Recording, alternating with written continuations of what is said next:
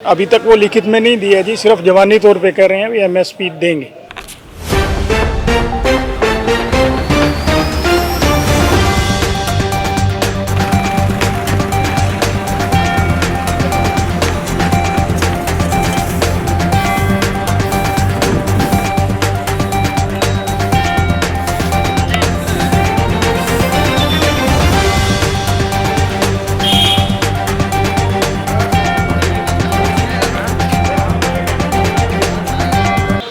ये पहले एमएसपी पे खरीदते थे जी, पिछली बार जैसे नरमा है ग्वार तो एमएसपी पे गवर्नमेंट नहीं खरीदती, पर अभी जो किसानों का विवाद है गवर्नमेंट से यही चल रहा था भी हमें इस चीज़ की गारंटी दे सरकार, जो ये अध्यादेश लेके आई है इसमें भी हम जो फसलें हैं वो एमएसपी पे खरीदें। नहीं, एमएसपी सरकार ने जवानी तौर पर कहा है जी, कहीं पे लिख के नहीं दिया भी एमएसपी पे खरीदेंगे। इस चीज़ की किसान ये सरकार से डिमांड कर रहे हैं, किसान जो भी संगठन है वो सरकार से ये मांग कर रहे हैं भी इस अध्यादेश में सिर्फ एक लाइन लिख दो आप भी हम आगे भी जो फसलें हैं वो एमएसपी पे खरीदेंगे।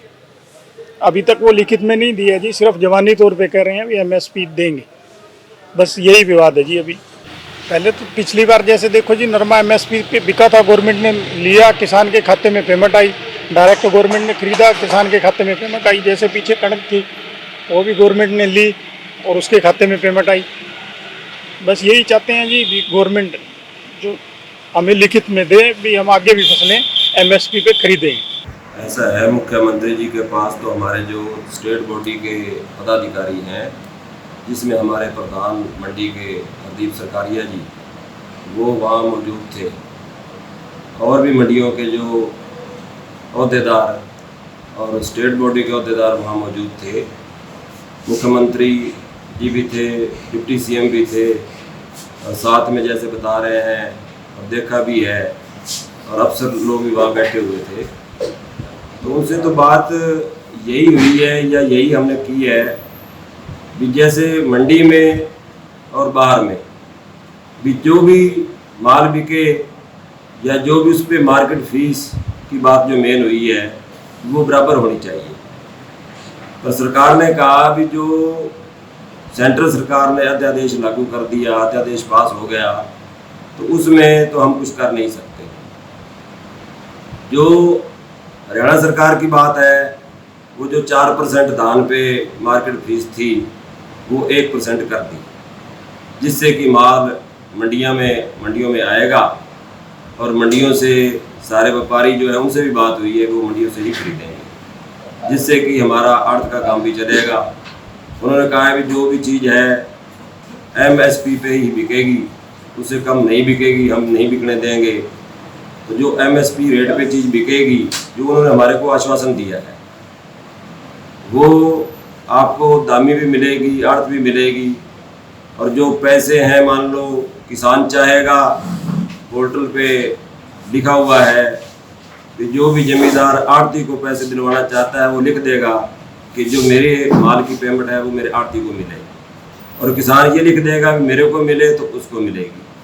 तो इसमें हमारे को भी कोई इतराज़ नहीं है। जो बाबूजी 3 एजेंसियाँ अपनी खरीद के अंदर खरीद रही है, गेहूँ धान जो भी फसल खरीद रही है, क्या कृषि अध्यादेश आने के बाद इन पर भी कोई प्रभाव पड़ेगा जी?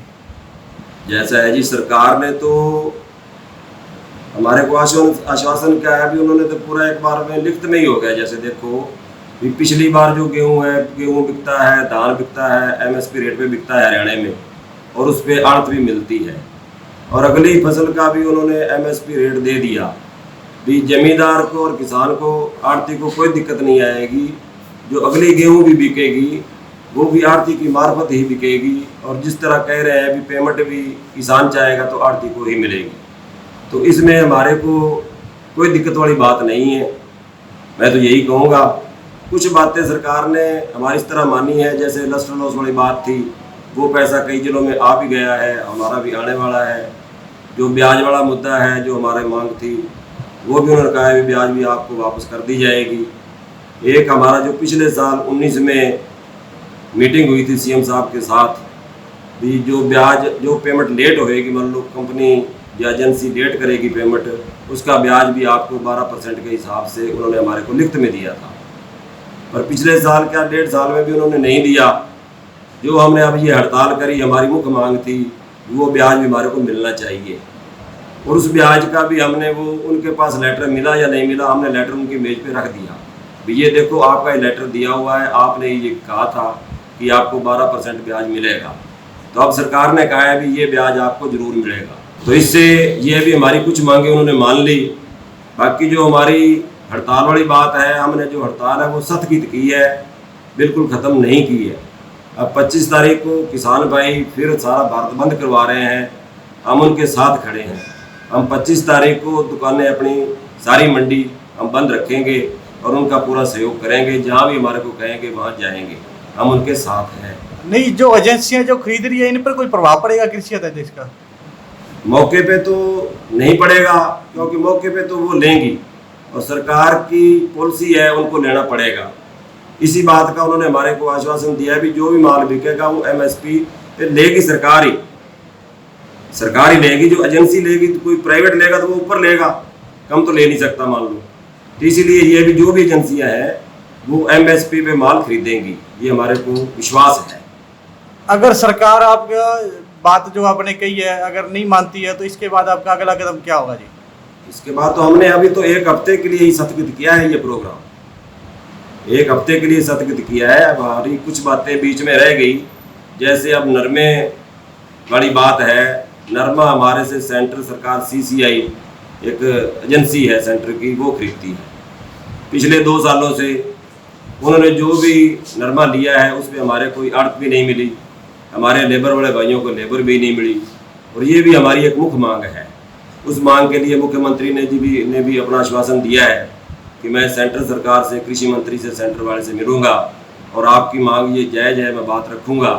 और उसके लिए हमने भी अपनी जो नरमे वाली हमारी बेल्ट है, जैसे यहाँ से लेके सिरसा, डबवाड़ी और एलनाबाद, आदमपुर, फतेहाबाद और नरवाना, उकलाना, जो भी हमारी बेल्ट नरमे वाली है, उसमें आज हमारे प्रधान जी उसमें गए हुए हैं हांसी में। वहाँ हमारा जो प्रधान है उसके साथ मिलके कल हमारी जींद में नरमा बेल्ट के जो पदाधिकारी हैं, मान लो आड़तियों के 2-2, वो कल फिर मीटिंग करने जा रहे हैं। उसमें मीटिंग करके फिर हम पंजाब वालों को साथ में मिलाएंगे, साथ में राजस्थान वालों को मिलाएंगे, सब मिलके फिर हम कृषि मंत्री भारत सरकार से भी मिलेंगे कि हमारे को इस पे दामी मिलनी चाहिए, और जो भी माल हो, जो भी नरमा कपास हो, वो हमारी मार्फत, आड़तियों की मार्फत बिकना चाहिए और मंडी में बिकना चाहिए।